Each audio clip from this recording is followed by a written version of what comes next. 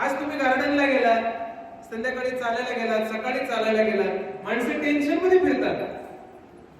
मी असा गेलो, एक सहज असं देवरात एक माणूस चालले होते, मोठे ऑफिसर होते, आणि 2-4 दिवस आम्ही चाललो, बोलणं झालं. त्यांनी त्यांच्या आयुष्यातले अनुभव सांगितले, मी सांगितलं मी कीर्तन कराय वगैरे वगैरे, आमचं बोलणं झालं, सगळं झालं. 4-5 दिवसांनी मी म्हटलं, साहेब तुम्ही जरा टेन्शन मध्ये दिसताय, तुम्हाला काही त्रास आहे का, तुम्हाला काही दुःख आहे का, कोणती गोष्ट तकलीफ देते का? म्हणे माझे 3 बंगले आणि मला 2 मुलं आणि 3 मुली. आता वाटणी त्याची कशी करायची यांच्यात भांडणं होऊ नये म्हणून मला टेन्शन आहे. मला म्हटलं जाणून टाकते बंगले, 3 बंगले विकायचे, जी रक्कम येईल ती 5 जणांमध्ये वाटून 6वा हिस्सा स्वतःकडे ठेवायचा, संपली वाटणी. नाही कळलं?